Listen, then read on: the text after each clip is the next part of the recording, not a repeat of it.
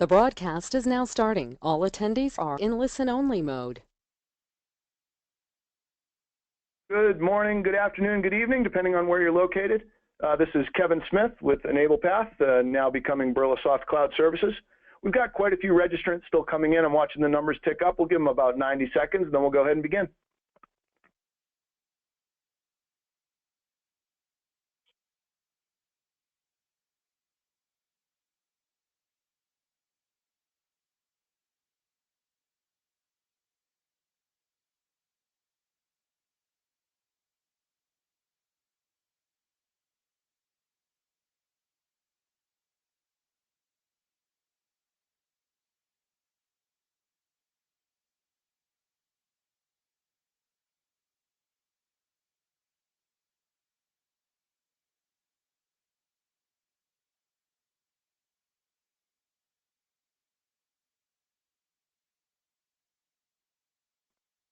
Okay, thanks for hanging on, everybody. We'll go ahead and get started. We got some people still clicking in, but they can join as they come in. I'd like to say thank you to everybody for joining. I see some, I'm taking a quick look at the folks that are on. I see some clients. I see some future clients. I see some folks from Salesforce on. I see some competitors on, and that's okay. I also see a lot of people that have been on before. So thanks for those people that are joining for the first time. Welcome. For those folks that are coming back, great to have you back again. For our presentation today, my name is Kevin Smith. I'm the Vice President of Sales and Marketing, and I'll be hosting our webinar. We also have a couple of our senior solution engineers on. Mark Patterson's with us. Those of you that have been on our prior webinars have heard from him. Mark's holds a fistful of certifications, has been in the ecosystem for quite a while, and usually provides great insights. We tap Mark to read through all of the release notes and really kind of try to divine some specific use case examples and some specific highlights that we think merit the most attention. We also have Charlie Gage joining us for the first time, and Charlie comes from a manufacturing background, does a lot of work for us in and around the manufacturing vertical, which is one of our focus areas. Carries certification in Sales Cloud, Service Cloud, and also has a lot of CPQ experience. So Charlie's going to take us through a little bit of use cases and kind of really taking the release notes down to highlights, down to, hey, what could this mean for you as a Salesforce administrator, as a business person, as a developer, as a salesperson using the system. And then running the show for us today, as always, and always thankful to Michelle for putting it together. She's the one who invited you, controls our registrations, and is facilitating our webinar today. She's also our Pardot expert, and we drink the Kool-Aid here. We run our entire business on Salesforce, including the registrations that you guys went through to join us today, and Michelle handles all of that. I'm going to apologize in advance for my voice. I'm a victim of the petri dish that is my kids' elementary school and whatever they brought home, so I'm a little under the weather. So I'll apologize in advance for that. Our webinars, just a kind of a quick safe harbor disclaimer statement. You know, we've run these webinars now for a couple of years. We do them on the releases. We do them after Dreamforce. We do them on sometimes specific products and offerings from Salesforce. Just recently we did one on CPQ. We've got one specifically on one of our full force solutions coming up shortly that you may get an invite on. We do them to provide some added value to the ecosystem, basically, and what we're trying to do is curate information, not necessarily create a whole lot of it, but there's just so much information that flows out to the ecosystem that we try to bring some value by curating that information and then rendering comments on it, opinions on it, and ideas for its use. And I just want to make the official statement that these are our comments. These are not official Salesforce comments or opinions. These are the egotistical rants of the folks that you'll hear from on the call today. But we do try to, pump up some value in the ecosystem. And as I had said earlier, there's competitors on here too. Fine with us. We really believe all boats rise on the tide that is Salesforce and is the ecosystem. So thanks everybody for joining rather. What we'll be going through today in our agenda, one of the things that you may have noticed is the name change. So Birlasoft and Enablepath are integrating. I'm going to touch on that. briefly. I'm going to talk a little bit about what that means for our company. I'm not going to spend a whole lot of time here. Don't want these to become advertisements. Really want them to be what they're supposed to be in that value add we were just discussing. But I will touch a little bit on that integration because a lot of the folks have known us as Enablepath for quite some time, and we really bolstered a lot of what we can offer and do offer now as we've integrated the companies. And then we'll jump right to the meat of it. We'll go through some release highlights. Mark may take us through a quick demo, at a minimum show us some meaningful screenshots from the items that he gleaned from the release notes. And then we'll look a little bit at one of the industry highlights. This time we're going to do manufacturing. I think next time we'll do health and life science as the vertical. Again, they won't be super manufacturing specific, just kind of as a use case center from which we can envision other uses.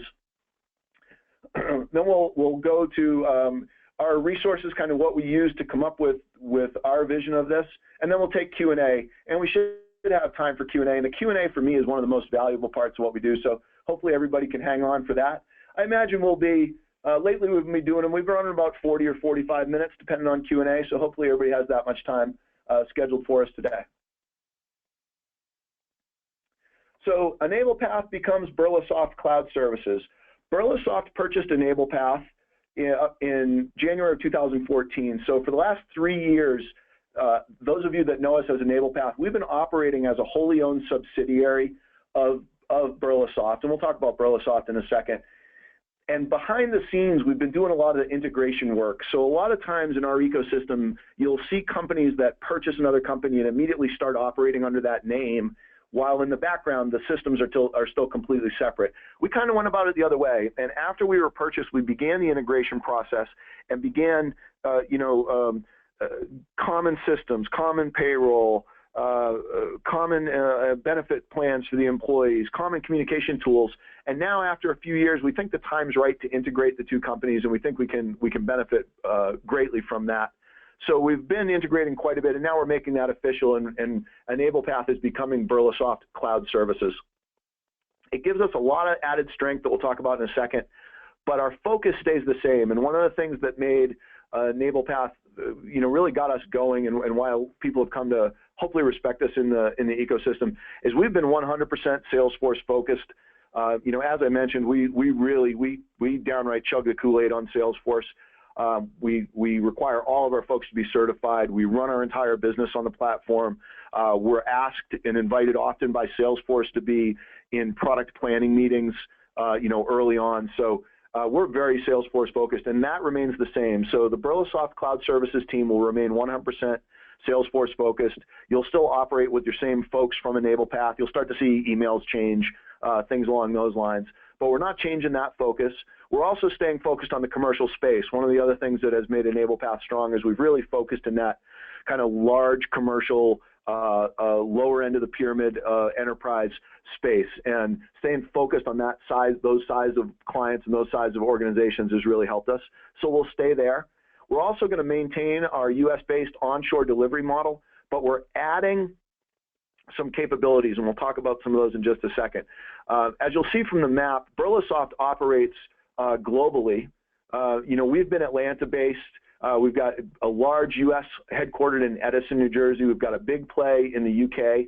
But we're headquartered out of Noida, India, and we've got delivery centers kind of across the globe. We are, however, going to maintain for the Birlasoft Cloud Services our U.S.-based onshore delivery model whenever it is required or appropriate or desired. But now all of a sudden we've also got these blended shore capabilities. So for larger projects, we do have the ability to pull in other Salesforce talent. We've got about 100 certified resources in India that we can tap for larger projects as needed. We can scale up more quickly. The other thing that we've gained here is some multi-platform and multi-service line expertise. So Birlasoft has traditionally done work on Siebel, Oracle, Microsoft. We do data work, ERP work, analytics work, testing work. So what that means for us in our Salesforce world is when we're doing more complex integrations, we can now service both sides of those integrations, not just the Salesforce side, but can service the let's say we're doing an SAP integration. We now have capabilities with our Birlasoft brethren to kind of touch both sides of that. So it's really allowed us to feel a lot more comfortable going into highly complex deployments. And just to give you a sense of what Birlasoft has done, I really like this slide. If you've flown on a plane with a GE aviation jet engine or a Pratt engine on it, if you drank water purified by the vast majority of the water purification plants in the U.S., if you've done business at Bank of America, if you've got an Easy Pass in your car, if you print on anything from Xerox, if you happen to have gone to Harvard, if you've used your charge cards with the new security system at Target, and I won't run through all of them, but if you've used any pharmaceuticals from Novartis or Baxter, which is almost everyone, if you've driven in a BMW or a Volkswagen, if your office is heated or cooled by Carrier, we've touched you in some way through Birlasoft. So it truly is a global company that we're partnered with. And I'm going to go a little more quickly so we can get to the meat of this, because I sound like I'm an evangelist here. The other thing it does is we've interacted. Enablepath has had a great spot in the ecosystem. Birlasoft has also had a Salesforce practice, and because of that, now we've touched a lot more partners, and we have excellent partnerships with a lot more folks in the ecosystem, both within the Salesforce ecosystem, with which this slide kind of correlates with, but as importantly, as I was mentioned earlier, we do a lot of work with other platforms in the Birla space. So if you've got some complex integrations going on, if you're doing a Salesforce to SAP, to any of the ERP platforms, we've got good experience there, and we can really bring to bear a lot of expertise now that as Enablepath, we kind of steered away from it because we were purely Salesforce focused, and this partnership kind of gives us the ability to leverage either. Right, we can be 100% Salesforce focused, but when the job calls for expertise to other places, if a client needs us to bring that to bear, we certainly can. So again, I'm really confident about our positioning now in partnering with and integrating with our parent company Birlasoft.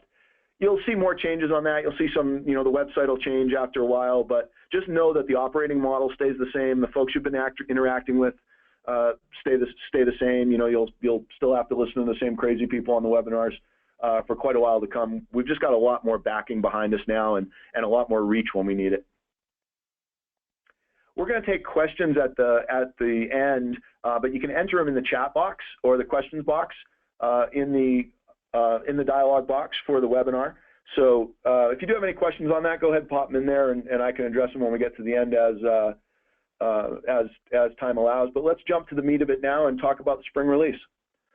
So at the high level, these are just a couple of my comments, and then we're going to switch over to Mark shortly here. It's a major release. The Spring 17 release just has so many improvements in it. It really is crossing a lot of boundaries. Applications that are not on that aren't solely reliant on the legacy Salesforce app, improvements in security behind the scenes, improvements in communities that are really meaningful, improvements in the manner in which we can search and interact with data. It really was not at all single cloud focused.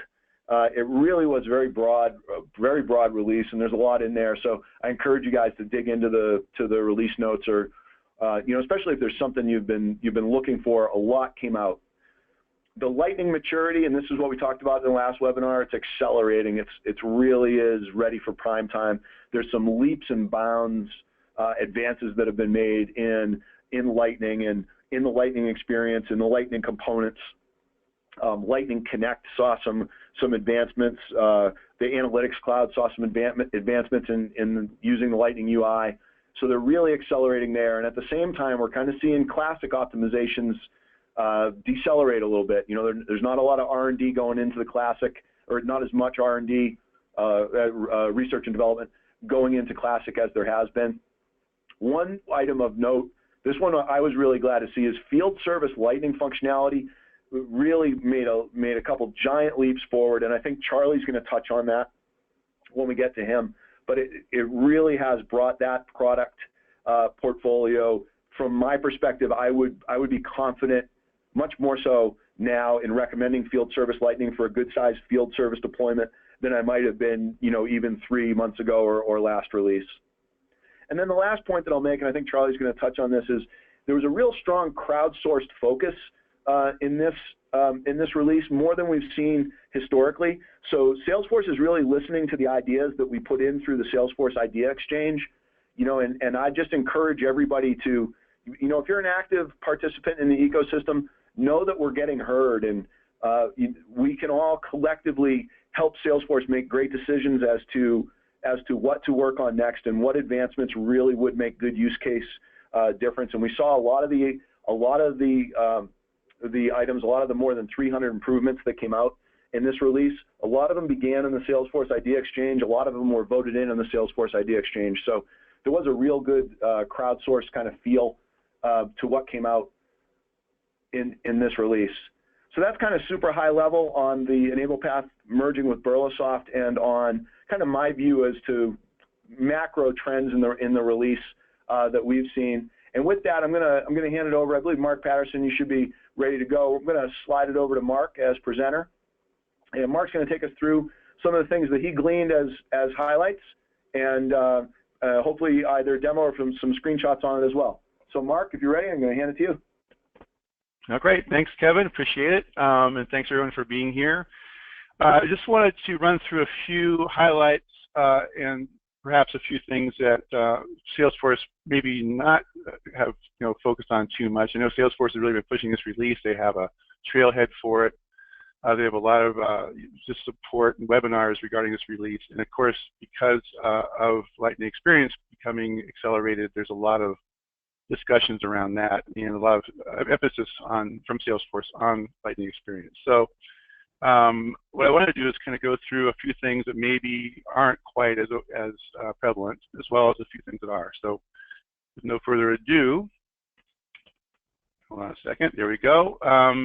Yes, this release is really all about a lot of Lightning Experience expansion in this release, to the point where I believe, or we believe, it's ready for prime time for the most part. And what I mean by that is there's a lot of classic functionalities being moved over to the Lightning Experience. Things we couldn't do last release, we now can do, and we'll talk about a couple of those. But not everything. So, we recommend to our clients and potential clients to that you really ought to take a look at Lightning Experience. It is ready to be looked at. You need to think about where it's going to fit into your future with Salesforce, at what point it makes sense. May make sense right now. There's some stuff you're doing could be fully supported by Lightning Experience. There may be a few things that you may want to hang back on. So I guess the message really is, this is the time. If you haven't really seriously thought about moving to Lightning Experience or using it or deploying it, now's the time to do that. And why is that? Well, this is where the innovation is going. All the major UI improvements, major functionality improvements are really going into the Lightning Experience piece. Classic, there is some that's specific to Classic, but mostly it's Lightning Experience. In this particular release, and these are some of the things that Salesforce has been demoing and showing, which I'll demo some of this. Chatter Streams is coming in. Chatter Streams is available on Lightning Experience only. The Kanban, they're expanding Kanban out to more objects. It's not just opportunities. You can now put a Kanban view on any custom object. There's a favorite function. I'll be demoing that as well, which is a really quick way to get to the records that you want to work with fast, or the views you like fast. That's a nice improvement. There's search improvements. They'll search wider and deeper, as well as have a little bit of different functionality in search. I'll touch on one of those in my demo. And they expanded the use of SalesPath to the point where it's no longer just SalesPath, it's now Path. And the Path is kind of a coaching way to look at your workflow on status-related type objects. So obviously an opportunity has stages. The SalesPath shows you key values and key fields on those opportunities, as well as kind of coaching for what you do in that particular stage. We can do that now with any custom object. Let's say you have a project object or a work, a new employment application object that you're tracking, new employees or potential employees. You can have the coaching from each state to the next, and what to do and how to do it, and how to progress that that activity through to completion. So that's a good addition, and again, that's for Lightning Experience. Also, Lightning Experience has added some new baseline functionalities. What I call baseline is things that work in the Classic edition that are now being brought over to Lightning Experience, and that includes opportunity products. The collaborative forecasting is now working on Lightning Experience. Orders, the Lightning Knowledge, they've really been working on the knowledge base, Salesforce Knowledge, changing that around. That's if you use knowledge as something to look at, in a little more depth. And also the sales and service consoles are now working in Lightning Experience. And I say all those things, I say with a bit of a grain of salt. It doesn't match the functionality yet with what's in Classic, and so therefore, as part of your analysis of when to go forward, how to go forward into a Lightning Experience, you want to see how that works within your org or in your situation. So as I gleaned through the Spring Release notes, trying to find things and looking at things that would interest our clients that aren't necessarily been emphasized by some of the other, like by Salesforce. There's been a lot of improvements in omni-channel. If you're doing contact centers, customer centers, there's a few things that I thought were interesting to look at. One of which is the ability to do omni-channel routing for live agent chats. Instead of having your live agent chats coming in and distributed solely based on skills, you can now put it into the live agent, or excuse me, the omni-channel queues, and then route them based on priority and workload. So there's a lot more flexibility in how to route chats coming into your omni-channel environment. And by the way, omni-channel means being able to handle customer requests, customer support requests on different channels, both like email, chat, phone, as well as different items. Like you can have a lead channel, you can have a case channel, support channel, etc. One thing I thought was interesting, and I'll show you a couple of screenshots on, is that you now can see real-time status for agents and queues. I have a little screenshot down below, but I'll show you a little more about that. And what that means is you can see, what's going on in your contact center right now, who's on, who's taking calls, who's available, who's not available, that type of thing. And then zoom in and take a look in a little more depth as to that particular agent and what they're up to. And if there's any, if they're overloaded or not, the types of things they're taken care of, etc. Salesforce also raised their limits on omni-channel. So now you can have 5,000 queued items per hour. So for your larger contact centers out there, this will definitely impact your organization. And 3,000 max pending routing requests, which sounds like a lot, but some of those bigger contact centers with a couple thousand agents, that's a good thing to be able to do that. All this is pretty much only available on Salesforce Classic. So I wanted to point that out and say there is innovation happening in Salesforce Classic, as well as Lightning Experience, but it's definitely shifting over to the Lightning Experience world. And so just to kind of give you a little more, whoops, here you go, a little more of a screenshot, a little fuzzy, but you kind of get the idea of the real-time, the supervisor, omnichannel supervisor. You see the different agents over here, and then where they are, what they're doing. You can change their status, etc. So when they're logged in, get a good view, a real-time view of what's happening in your contact center, and you can drill in and see, what the history, the daily history of that agent is, what they're doing, what their capacity is, etc. So a really good way to view into your contact center. Other changes, so field service lightning, Kevin mentioned that. I know Charlie's going to talk about that too, but I did want to talk a couple of things that were improvements. One is that there's now an iOS app that you can download and use for your field service agents that's specific to field service lightning. That's a good improvement. One thing we've got a lot of requests for pretty much every single time we do any type of field service engagement is the ability to do parts in stock, part stocking. With locations to know where different equipment is. That's now part of the Field Service Lightning release. One thing I thought was good too was the flexibility regarding the GPS tracking. So some agents, you can track where they are, how close they are to the nearest, to a specific customer and their issues, and be able to dispatch to them based on location. Other agents, you can turn that off. So you don't necessarily need to have them tracked all the time, so you can turn that capability off. And it's based on their profile. But you can track appointment status. Instead of just the appointment either is or is not happening at a given time, you can have the status of that appointment, if the person's running late, or if the person's coming, if the agent's coming in early, that type of thing. Lightning now is now Lightning for Gmail. So we've done an awful lot of Outlook integrations over the years, and that requires generally Exchange and Outlook. But a lot of our clients are standardized on Google Apps and Gmail. And now Salesforce has extended that capability of integration to email and to activities to Gmail. So I thought that was a good thing to point out. I know that Salesforce talked about that as well. I want to touch upon something that hopefully is not an issue for our clients and potential clients, which is that the desktop CTI and CTI toolkit is end of life. I mean, it's going to be turned off on March 4th. So by now, you shouldn't be on it.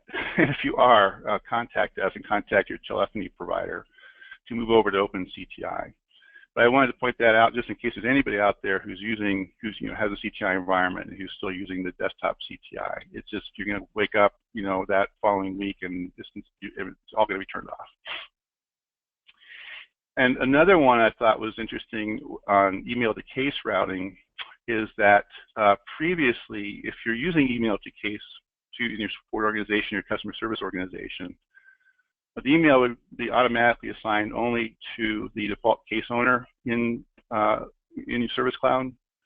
And now you can route them to specific queues or users. So for example, if you have a support email address and a customer service email address, you can now route support requests coming in at that email address to a support queue, and customer service requests coming in on the customer service email address into a customer service queue or to a specific user. And I thought that was something worth pointing out. And one of my little favorite ones, this is something that just they threw in there, but I think is something that we pretty much see every time we want to deploy either web delete or web to case. We've written this a few times. The CAPTCHA to kind of validate somebody entering that information into web to case or web to lead. It's no longer something you need to code. You can now have that as part of that process. So I thought that was worth pointing out. So with no further ado, I will go to our demo. And if you want, give me 1 second, I'm going to switch over. So just want to do a couple of things. So touch upon a few little additions and things that they've added in, one of which was search. One thing they did, as you know from last release, was give the ability to have a contact go to multiple accounts. And so this is, in a way, an extension of that. It allows you to search for an account and see the associated contacts to that account. So for example, if I were to search for Enablepath and just search for that, you can see not only Enablepath coming up as an account, but you also see me as a contact coming up as that part of that search. And that's something that's new with Winter 17. Now it's also, if you just click on Enablepath, you can see those contacts as well. But where it might be interesting as well, if you're looking for, you have a hierarchy, account hierarchy, you want to see all the contacts associated with that hierarchy. You can search this way as well. So I put a couple of Birlasoft accounts in there, and so you'll see both Birlasoft and Birlasoft New Jersey coming up in the accounts, and you see all the contacts associated with both of those, one or both of those accounts. And so I thought that was rather interesting and a way to quickly find contacts across your accounts. Another one thing I wanted to demonstrate was, this is something that didn't work well last time, so I wanted to show you the duplicate catching piece. So if I wanted to open a new, the duplicate checking is actually pretty good. And so I'm going to put in a new contact. So I have 723 287 is their phone number. I'm going to put Anjan Lahiri in. He's a very special person to us here at Birlasoft. He's our CEO. I'll put down Mr.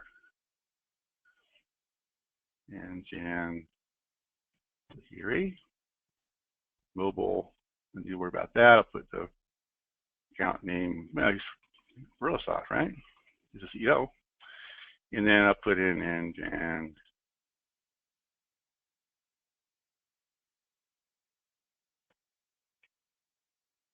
Birlasoft.com. I'll put like that. Right, everything's good. The problem with these demos is when you try it at home. There we go. So duplicate alert. It found out that I was trying to enter a duplicate, and that's something that is a good thing. We've always advised our clients to search before entering, and so you can avoid duplicates, but now Salesforce sort of does that for you. Instead of having a brand new, entering a duplicate contact, and it'll tell you, by the way, you already have this person in here. You can go to that contact directly and now see that information. So that's something that does work. It works for leads, accounts, and contacts, and it's a nice innovation. By the way, I'm showing this on the Lightning Experience UI, but it works across the board. Another innovation I wanted to touch upon, we talked about it earlier, is chatter streams. Now, you've always had the ability to follow specific records, and I like that about chatter, that you can, instead of following people, if you have a favorite opportunity or an account, you can follow that record as well. So if somebody posts a chatter post to an account or opportunity, it shows up in your chatter stream.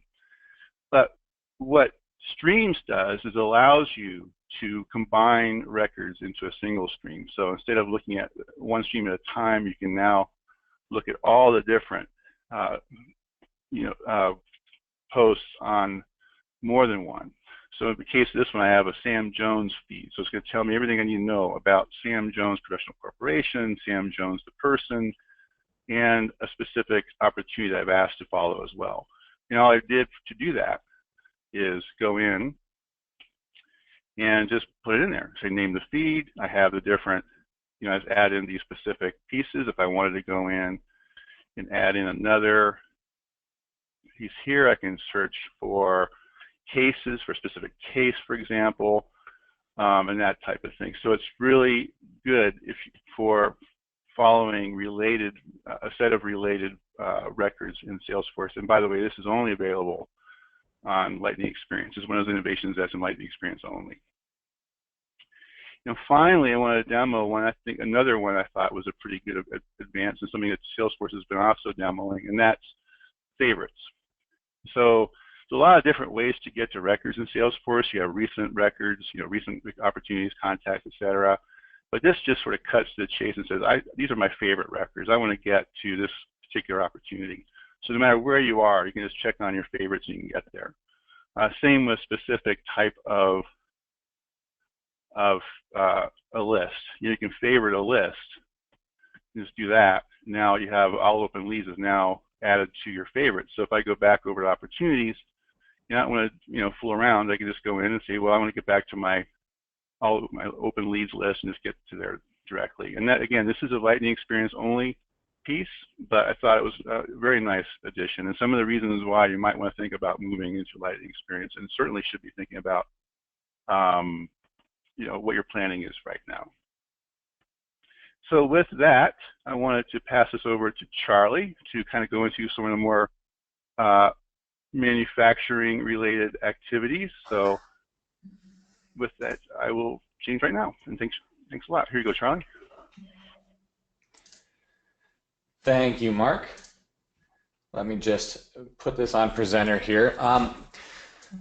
So yeah, again, I'm Charlie Gage, and I work a lot with our manufacturing customers. And if you're not in that vertical, don't tune out now, because I think a lot of the things that I'm going to talk about will be applicable to people in all sorts of different industries. I just happen to have a focus on manufacturing. And the kind of problems that manufacturers face are typically a multi-tiered sales model. So they'll have distributors, they're often using communities. They'll usually have a complex quoting and CPQ needs, and there's a lot of data integration running back and forth. So those are things that there's people in all sorts of different verticals that face the same issues, and go ahead and hang along. So one thing that I wanted to talk about before we get started today was how some of these new enhancements get delivered into Salesforce. So here we're on the Spring 17 release, and one thing that both Kevin and Mark highlighted was that a lot of the new features that were delivered were brought up by the community. And so if you just go out to Google and search for Salesforce Idea Exchange, you can go out and search for anything that you're having trouble with or a piece of functionality in Salesforce that you wish was there, and either make a new idea, or if it's already been posted by somebody, to upvote or downvote that idea. Once it gets to a certain threshold, the product team will review it and provide a response, and a lot of these ideas that get a high level of response and voting do get delivered into upcoming releases. So it's a great way to participate and be social about the improvements that you want to see in Salesforce. So let's talk about some of the major improvements that came out that will be useful for manufacturers. The first one is external data. So what you'll notice is that external objects through Salesforce Connect are now available in different areas of the solution than they were before. One of those is the sales console. So if you've got an inside sales team or even just a regular sales team that's using the console version of Salesforce, they're now going to be able to have access to that. And the community as well. You can see the data types listed here that you can get access to, but as we all know, data inside of Salesforce comes with a cost, and once you overrun what you have, you'll need to get more from your account executive, for lack of a better word. Well, one of the ways that you can bring in a lot of data that's either too large to bring into Salesforce, or maybe you want to take in data from a long time frame in the past, say 5 or 10 years ago, and you don't need it stored in Salesforce permanently, you can use these external objects. So if I'm an inside salesperson and I'm dialing for dollars and I want to see all of the things that this customer ordered from me over the last 10 years, a great way to do that is to bring in that order history with an external data source. So all of these things are now available in different parts of Salesforce, and you can see that Salesforce is really making a big commitment to this. So whether that's SharePoint or SAP, whether that's an invoice or an engineering spec, you can now get it in multiple different places inside of Salesforce. And speaking of data, we've now got kind of an interesting little feature that's gotten a lot of upvotes. Over 6,000 people upvoted this, and that's the new permission to view and edit converted leads. And let me give you a great for instance. So let's say you've got a salesperson who's going out to a trade show and they collect 50 business cards. They enter all that into Salesforce, or they import an Excel spreadsheet, and they put the lead source wrong. Let's say they put in web instead of trade show, or maybe you've got 2 different types of trade shows. So previously, going in and editing all those leads after they've been converted was a really, really tricky thing to do inside of Salesforce, and Salesforce has fixed that now. So if you're an admin, if you work in the sales or marketing portion, or you just care about data quality, maybe you're the data steward for your company, this is going to be an extremely useful permission. The thing is that the permissions need to be manually updated. There's a little help article here, or you can Google search around or read the Spring 17 release notes to find the information on that as well. Now, Mark touched on this earlier, but I want to hit it again, which is that we're seeing field service Lightning mature in great ways. So it now includes things like quick actions, the ability to highlight or put focus onto fields. So instead of just having a required field, you can visually give somebody a cue that this is something important that you're looking for. There's been a lot of improvements in the ability to brand the field service application. And now that there's a dedicated iOS app, that's getting easier and easier. You no longer have to have Salesforce 1 to make this work. A big one that everybody's been interested in is the ability to do signature capture on field service, and things like parts availability and calendar ranges and all the GPS and mapping that Mark was mentioning earlier. But to sum this up, what this really means is that Field Service Lightning is becoming a lot more mature of an offering, and something that we can see recommending over solutions in the App Exchange, because it has so many advantages in being Lightning ready and also being fully native on the platform and supported by Salesforce. So for myself and all the different clients I work with, I'm giving Salesforce a big bravo on this one as it continues to evolve. So another interesting tidbit is that Communities now has audience targeting. If you're a solution implementer like we are, we often ask our customers when we roll out a community, do you need to see that community in a different way based on who you are?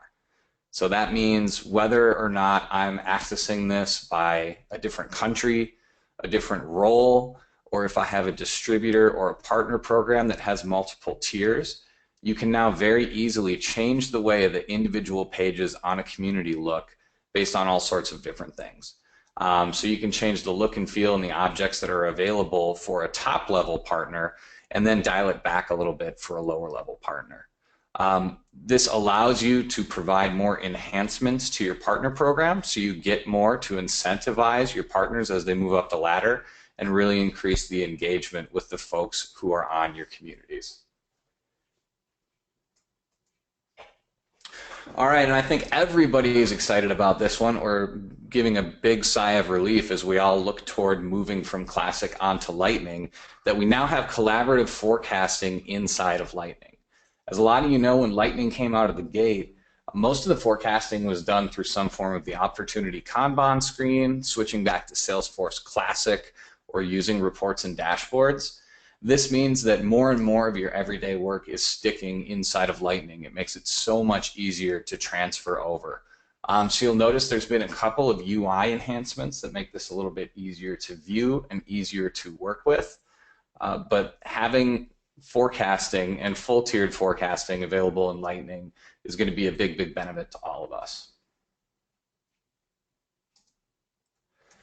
The next one, and Mark talked about this, but I think it's one of the most exciting features of this release, especially considering how much work Salesforce has put in moving from Classic to Lightning and how much of a UI improvement Lightning is over Classic. This is just rolling out one of the best pieces of Lightning to more and more places within Salesforce. So the Kanban view that was previously used on opportunities is standard now in campaigns, leads, and contracts. And you can set it up for almost any object inside of Salesforce.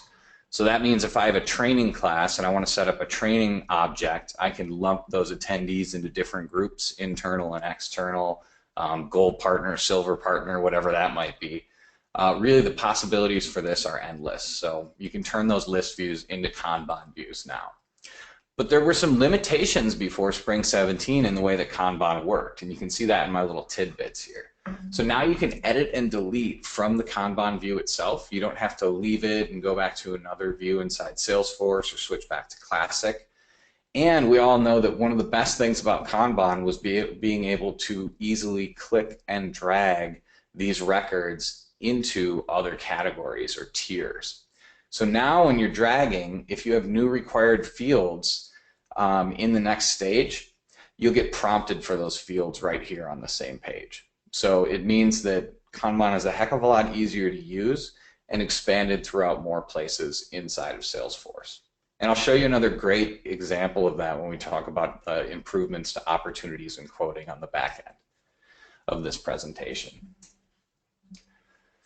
Quotes and opportunities. I think that for manufacturers and for anybody who deals with quoting or complex products on their opportunities, they're going to really appreciate these improvements. You can now add up to 50 products at once. So before, products were being added one by one, and to be honest, it was a little bit tricky to select products inside of Lightning. It didn't feel like a full-fledged solution. Well, that's not the case anymore. So now you can add up to 50 products at once and edit up to 200 of those products at once.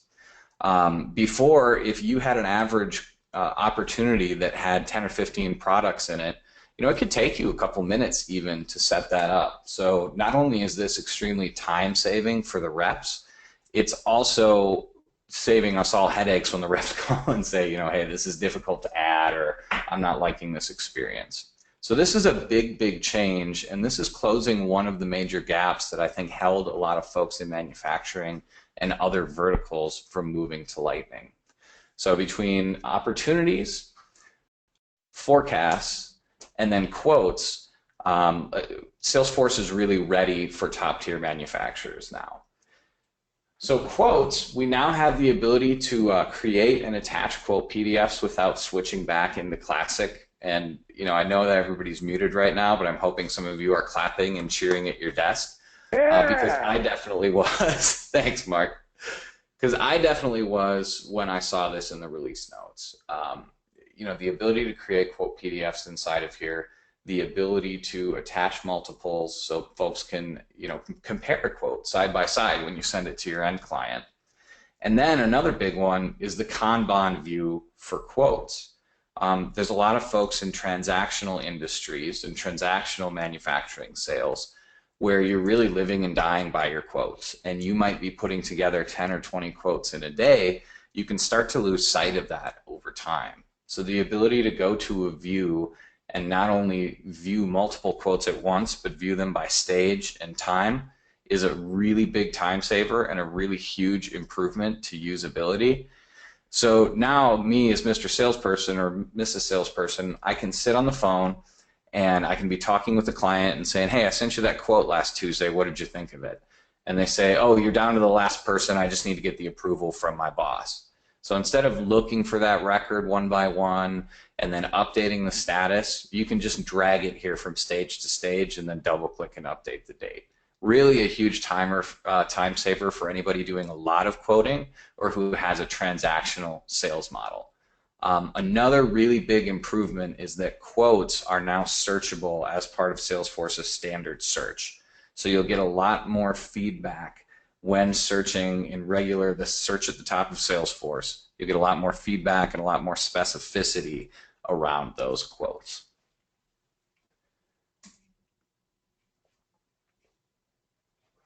And now also quotes can utilize paths as well. So you can walk somebody through a sales process on the quote, as you can see at the top here in red. Also, what you may have already seen is the ability to log a call, do a new task or an event on the standard quote screen as well. So lots of very excellent improvements in field service, quoting, opportunities, and the Kanban view. I can really say in Spring 17 that for anybody who is wondering whether they can go to Lightning, this, for my clients, has closed 90% or more of the gaps and really made life a lot easier, and it's going to make a lot more sales reps able to use the nicer Lightning experience. So thank you, everyone. And right now, I'd like to turn it back to Michelle and open us up for some Q&A.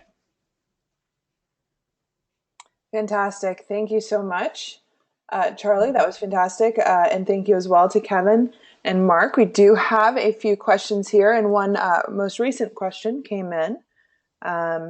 In terms of bookmarking in the Service Console, how are favorites different than bookmarking records?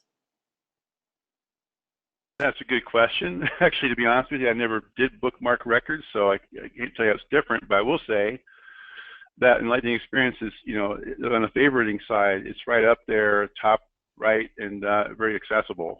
And on top of that, I would say that one of the differences is that you can also favorite views. So you can have, instead of just being a record that pops up, you can have, as I showed, the lead view, all leads or whatever you want kind of pop up as well. So I think accessibility is part of that, ubiquity, and the ability to favorite views.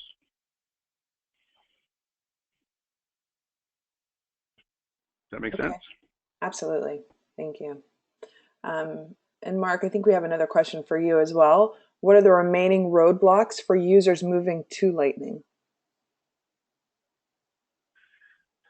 Well, that's something that really is specific to each customer. But I will say that well, for example, we do have collaborative forecasting now in Lightning Experience, but it's not 100% compatible or one-to-one feature compatible with what's available in Classic. There's some issues around the quote, the quotas and a few other things that don't show up yet. Of course, they're working on it. Just like when they rolled out the collaborative forecasting when they first developed it and moving over from configurable forecasting, as you went forward, more and more things became available in collaborative forecasting on the classic side, where it's a similar type of thing for Lightning Experience. So you do have collaborative forecasting in Lightning Experience, but not every single feature is there yet. And so what you need to do is look at how you're using Salesforce now, and then looking at, you know, how Lightning Experience supports that or doesn't, and when, you know, if you can see into the roadmap to see where it might come in. I think the big thing though is at this point with this release, it's obvious that Salesforce is pushing Lightning Experience, and this is going to be the interface of the future. So if you're using Salesforce, this will be what you're moving to no matter what happens eventually somewhere down the line. So it's a good time to really take a look at that and plan around how to get there. I think for every one of our clients, we're saying you should be looking at Lightning Experience. Even if you don't plan to move to it this year, you're going to be moving to it sometime in the future. Mark, Absolutely. if I could add just a little bit to that, there are still some known items that exist in certain orgs, customizations that won't play nicely with Lightning. You know, certain VF, Visualforce pieces, certain Apex customization, certain JavaScript buttons as examples. There's a couple great resources for that, and we had them in our last webinar, and probably should have had them here. So there's some trailheads out there that if you haven't done them already, migrating to Lightning is a good trailhead. There's a Lightning Experience Specialist Super Badge if you're an admin and you really want to dig in on it. So there's a couple good trailheads. There's also a Lightning Experience Readiness Check. It's in all orgs. Salesforce has made it available, and the admins can run it. It'll just call out items of caution. It's not a roadmap to say what will get you there, but there is that tool available for you. There's a Your Lightning game plan. It's an admin series. It's a great admin series that you can go through. And Michelle, why don't we add those we'll send everybody the recording as we always do. We also post it in our blog. We'll add those resources in there. And then as a somewhat shameless plug, we also have a tool that we've developed. It's a lens tool. We used to use it for health and audit checks, and we've retooled it to give us a real good view of how complex a migration it would be to move to Lightning. And we've moved some good size orgs over to Lightning, and we realized that there's room for that service. So we're developing a practice specific to that, so that we'll have resources that do that kind of as normal course of business. So we'll include the resource links when we send out the recording, when we post the blog, so you can take a look on your own. If you're really considering it, you know, we'd be happy to take a look. And obviously, you know, for us that's probably some business down the road. But for anybody that's on our managed services, if you've got concierge service with us, reach out to your concierge and have them take a look for you. They can help you run it through it. It's a great way. If you've got, you know, a lot of folks keep us on retainer just for advice, you know, on a regular basis. If you're one of those folks, reach out to your concierge. We can run Lens for you, or we can even help you interpret the results from the native Lightning Experience Readiness Check that you can run yourself. Great. Thank you, Kevin. Charlie, I think we do have a question for you as well. How do you feel the new field service functionality compares with App Exchange offerings? Yeah, I think that's a very excellent question, and I think it's one that we've all been asking since we've seen Field Service Lightning first announced. When Field Service Lightning first came out, I think it was good for the most basic of users.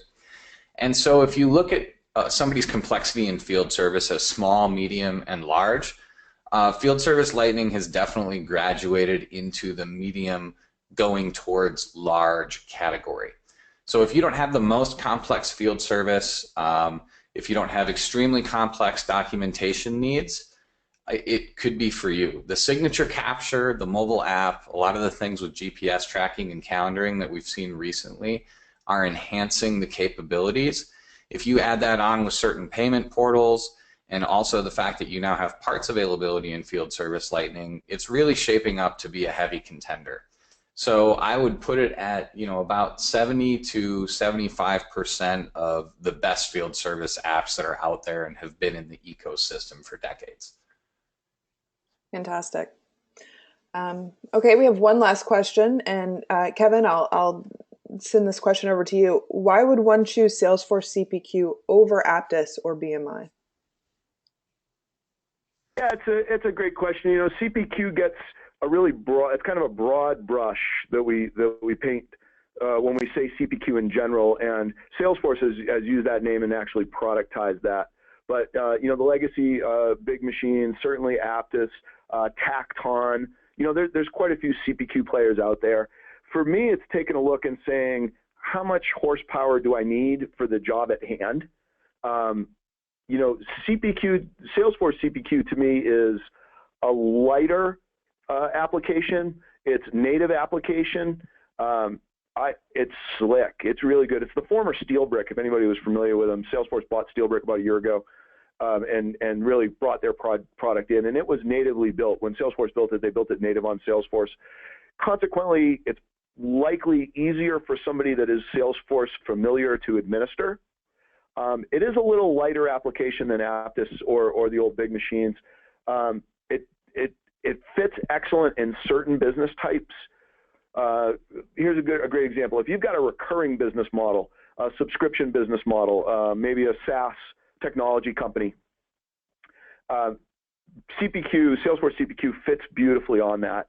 If you've got heavy manufacturing, substantial BOMs, bill of materials that have to get built, CPQ is a little light for that, and that's where you may go, you know, to BMI.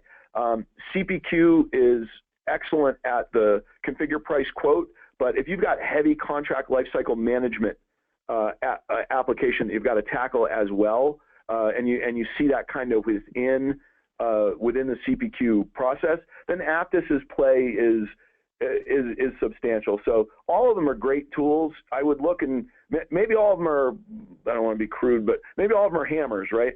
And I might need a finishing hammer to do some crown molding, and I might need a sledgehammer, you know, to really do some major work and nail down some railroad ties. And each of those applications kind of varies in weight in that example. So I would look at the application and make that decision. All of them solid tools. All of them we work well with and have deployments out there. CPQ being native is a big advantage to a lot of folks on the call who already administer in Salesforce. They're already familiar with the platform. They're already familiar with declarative configuration. They're already familiar with potentially with Apex if they need to do some customization. Didn't mean to be evasive with it at all. It's kind of on the scale. CPQ might be, in my earlier example, Salesforce CPQ might be the framing hammer, and BMI might be the sledgehammer. And you kind of got to decide what your job is and what the right tool for it is from there. Definitely in a recurring revenue or subscription revenue model, Salesforce CPQ's played well. You know, our CPQ practice, we have a formal CPQ practice. We've had success in pharmaceuticals, kind of surprisingly with Salesforce CPQ. Apttus was too heavy for that, and Salesforce CPQ fit real well. We've deployed it in a couple spots. We've got a home builder currently using it. We're migrating a client off of Apttus onto Salesforce CPQ currently, but we're also deploying CPQ in a heavy manufacturing, deploying Apttus in a heavy manufacturing environment. So they certainly all have the play, or have a place rather, but if you've got a recurring revenue or subscription revenue model, Salesforce CPQ is pretty dang slick right out of the box.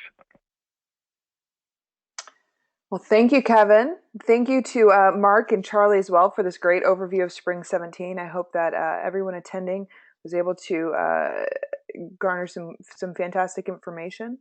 I will be sending out a recording of the webinar as well as the slides from the webinar and a follow-up email to you.